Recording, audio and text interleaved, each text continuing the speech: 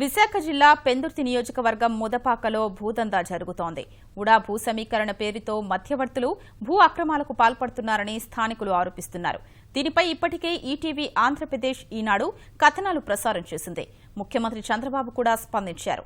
ముదపాక పంచాయతీలోని గోవిందపురం గ్రామం నుంచి మా ప్రతినిధి మరిన్ని వివరాల్ని ప్రత్యక్ష ప్రసారం ద్వారా అందిస్తారు.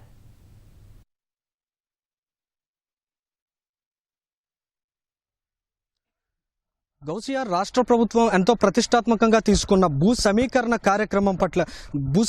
కార్యక్రమాన్ని కొందరు భూ అక్రమార్కులు అదే అదునుగా చేసుకుని అమాయక రైతులను మోసగించి దాని ద్వారా ఏదైతే భూ సమీకరణ ద్వారా వచ్చేటువంటి లాభం ఏదైతే ఉందో దాన్ని వారందరూ కూడా పొందే ప్రయత్నం చేస్తున్నారు. మనం ప్రస్తుతం విశాఖ జిల్లా పెందుర్తి నియోజకవర్గంలోని ముదపాక గ్రామ పంచాయతీలో ఉన్నాం. ఇక్కడ ఉన్నటువంటి రైతులందరి దగ్గర నుంచి సుమారు 300 ఎకరాలకు పైగా భూములను అమాయక రైతుల నుంచి సేకరించేటువంటి భూ అక్రమార్కులు ఇక్కడ తయారయ్యారు. ఇక్కడ కొంతమంది రైతులు మనతో ఉన్నారు. వీరి వద్ద నుంచి సుమారు 200 ఎకరాల వరకు కూడా భూమిని సేకరించారు. వీరి దగ్గర నుంచి సేకరించినటువంటి భూమిని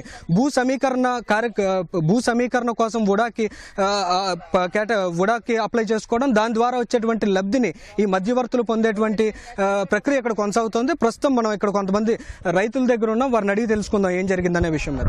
అసలు చెప్పండి, మీ భూములు ఎవరు తీసుకున్నారు, ఏంటి చెప్పండి. రాజుగారు అండి, ఎవరో రాజుగారు తీసుకుంటారు. మన దగ్గర ఏ హామీ లేకన్నా తీసుకుంటారు. తీసుకున్న తర్వాత మళ్ళీ మనకు డబ్బు ఇవ్వలేదు. ఇప్పుడు డబ్బులు ఇవ్వలేదు. సంతకాలు తీసుకొని 1,00,000 ఇచ్చేసి ఊరుకుంటారు. ఎంత భూమి తీసుకున్నారు, ఎన్ని సంతకాలు? పైన ఉంటుందండి, ఎకరం పైన ఉంటుందండి. ఏం చెప్పారు వాళ్ళు మీకు? వాళ్ళు ఏం చెప్పలేదు. ఎవరు తీసుకుంటున్నారని చెప్పారు? రాజటండి, ఎవరో రాజుగారే తీశారు. ఇప్పటి వరకు మీకు ఎంత ఇచ్చారు? ఇప్పుడు మనం 1,00,000 ఇచ్చారు. తర్వాత నెలబోయాక ఇచ్చేస్తాం అన్నారు. 2 ఉన్న బ్యాలెన్స్ అంతా అది ఇప్పటికే లేదు, అప్పటికే లేదు. అది అలాగా ఆక్రమించి ఉంది.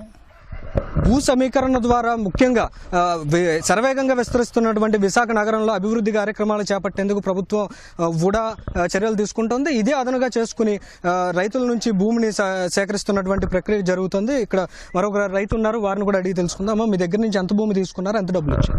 అదండి, ఎకరం పైనే ఉంటుందండి. అది మాకు అప్పుడు మా అంతలు మేము తవ్వుకున్నాం. ఫస్ట్ కాగితాలు అయ్యేవి లేవు. మేము అమ్మమండి, మాకు కాగితాలు అయ్యే ఆధారాలు ఏమి లేవు అనేసి మేము చెప్తే, మీకు ఎందుకు ఊసు, మా కాగితాలు తెస్తాము, మధ్యవర్తులకి 50,000 ఉండిపోవాలా అనేసి అన్నారు.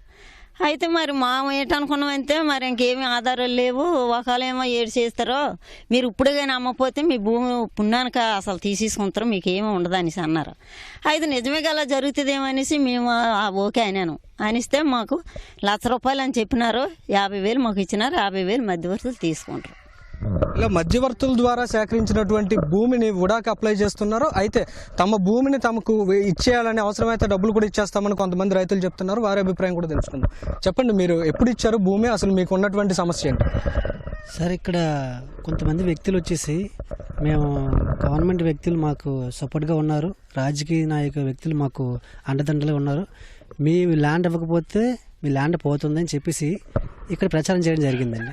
సో ఇలా చాలామంది ఇవ్వడంతో పోతుందేమని భయం మీద మేము కూడా ఇవ్వడం జరిగిందండి. ఇప్పుడు గత నెల రోజుల నుంచి మేము పేపర్లో చూస్తే ఉడాక డైరెక్ట్గా రైతులే ఇచ్చుకోవచ్చు అని చెప్పేసి 1210 గజాలు రైతుకే చెందుతుందని చెప్పేసి గవర్నమెంట్ ఎప్పుడైతే మాకు ప్రోద్బలం ఇచ్చిందో అప్పటి నుంచి మేము నిజం తెలుసుకొని ఇదంతా ఒక పెద్ద కుంభకోణం, వీళ్ళు మా దగ్గర నుంచి అన్యాయంగా తీసుకున్నారని మేము తెలుసుకొని ఈరోజు మీ అందరూ మాకు న్యాయం చేయాలని కోరుకుంటున్నాం సార్. ఇలాగే కొంతమంది రైతులు అసలు తమకు ఏ సమీకరణ అవసరం లేదని భూమిపైన ఆధారపడి బతుకుతున్నామని చెప్తున్నారు.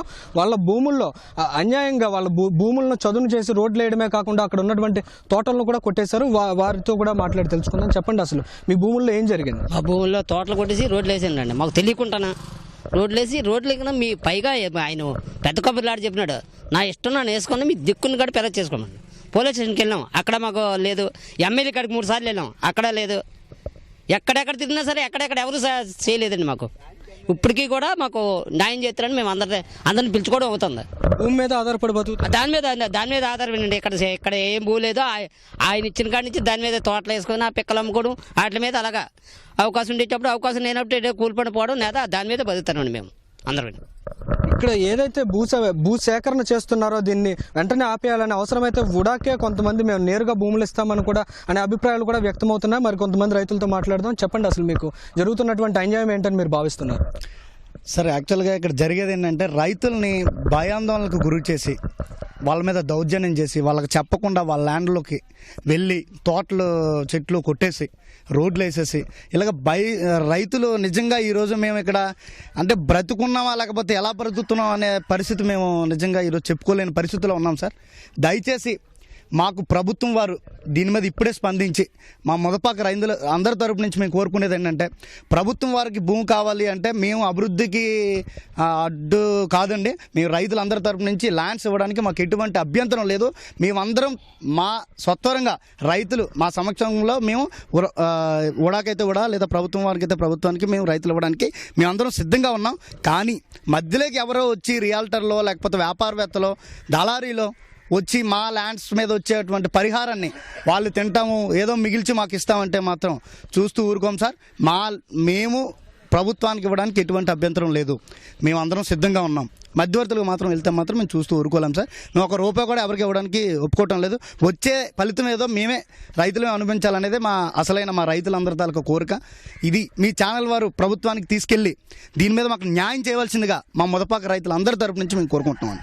ఇది రైతులను అమాయకమైనటువంటి రైతులను మోసగించి ఇక్కడ జరుగుతున్నటువంటి ప్రక్రియ ఏదైతే ఉందో వెంటనే దీని మీద ప్రభుత్వం స్పందించాలని, నేరుగా ప్రభుత్వం అభివృద్ధికి సహకరించేందుకు సిద్ధంగా ఉన్నామని, కానీ ఇలా మధ్యవర్తులు రావడం ద్వారా తమకు ఎంతో అన్యాయం జరుగుతుందని దీనిపై ప్రభుత్వం వెంటనే స్పందించి కఠినమైనటువంటి చర్యలు తీసుకోవాలని రైతులంతా కోరుతున్నారు.